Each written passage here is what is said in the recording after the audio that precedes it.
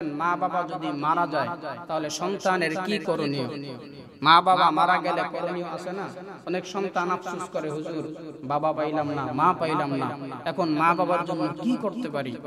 বাপ মার জন্য কি করলে বাবা মা জীবদ্দশায় তাদের হক আদায় করতে পারি নাই, বহুত কষ্ট দিয়েছি, চোখের পানি ফেলাইছি হুজুর, এখন তো বাবা মা মারা গেছে, এখন তো তাদের সাথে কথা বলার সুযোগ নাই, মোবাইল করার সুযোগ নাই, চিঠি দেওয়ার সুযোগ নাই, হুজুর এখন কি মা বাবার হক আদায় করার কোনো মাধ্যম আছে নাকি?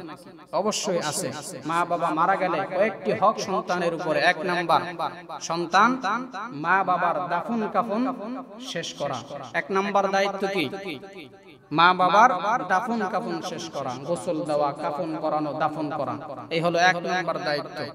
দুই নাম্বার দায়িত্ব নবী বলেন, সন্তানের উপরে মা বাবার যদি কোনো ঋণ থাকে, কি থাকে? কারো কেউ যদি মা বাবার কাছে টাকা পায়, ঋণ বুঝেন না? মনে হয় যে কেউ বুঝেন। তো বাপ মার কাছে কেউ যদি টাকা পায়, ওই ঋণ পরিশোধ করে দেওয়া, এটা দ্বিতীয় নম্বরের দায়িত্ব।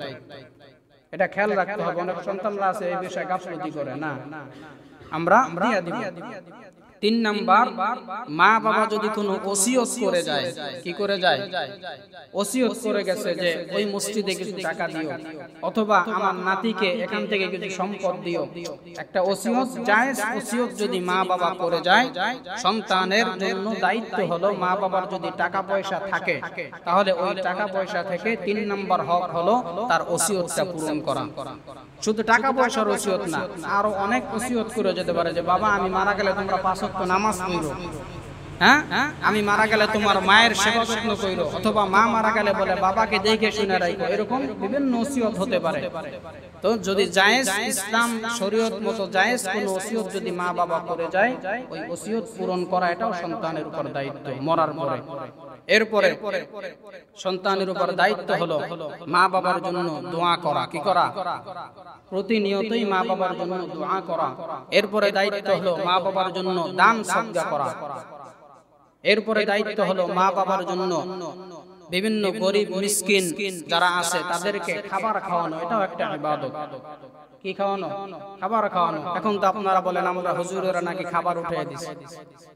আসলে আমরা খাবার উঠাই নেই বাজান, যেটা শরীয়ত সম্মত সেই কথা আমরা বলি।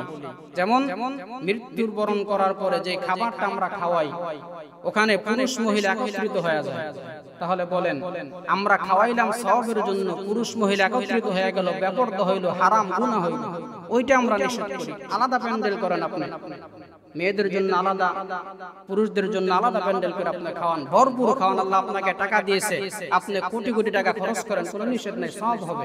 মেহমানদারি করানো নবীদের সুন্নাত, এখানে নিষেধের কিছু নাই। এরপরে মনে রাখতে হবে ওই খাবারটা যারা ইয়াতীম মিসকিন গরিব এদের হক, তাদেরকে প্রাধান্য দিতে হবে। কিন্তু আমরা করি কি, যারা বড় লোক আছে তাদেরকে আগে আগে খাওয়াই, যারা ফকির মিসকিন তাদেরকে হাড্ডি দিয়া শেষে খাবার দিয়া পাঠাই দেয়, এটা নিষেধ, এইটা করা যাবে না। খাবার আপনি খাওয়ান যত পারেন, কিন্তু গরিব মিসকিন ইয়াতীমদেরকে প্রাধান্য দিতে হবে।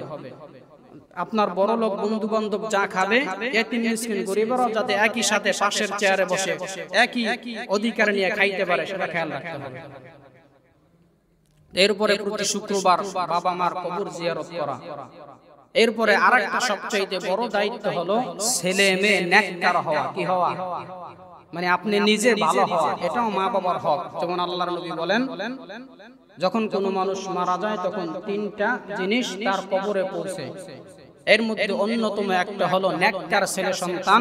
ওই নেককার ছেলে সন্তান যখন কোনো ভালো কাজ করে, নামাজ পড়ে, দান করে, ওর 1% সওয়াব আল্লাহ আপনার আমলনামায় পৌঁছে দেয়। তাহলে সবচেয়ে বড় হক হলো ছেলে সন্তান কি হওয়া? নেককার হওয়া, নামাজি হওয়া, সুন্নাত ওয়ালা হওয়া, রোজা রাখা। আগে দান খয়রাত করতো না, এখন করা। আগে মানুষের সাথে খারাপ ব্যবহার করতো, এখন ভালো ব্যবহার করা। মানে আমি নিজে ভালো হওয়া, এটা হলো বাপ মার উপরে সন্তানের জন্য সবচেয়ে বড় দায়িত্ব। তা আমরা এই বিষয়গুলি খেয়াল রাখবো। আল্লাহ রাব্বুল আলামিন পরিপূর্ণভাবে মা বাবার হক আদায় করে মরণ পর্যন্ত চলার তৌফিক দান করুক। আমিন। ওয়া আখিরু দাওয়ানা।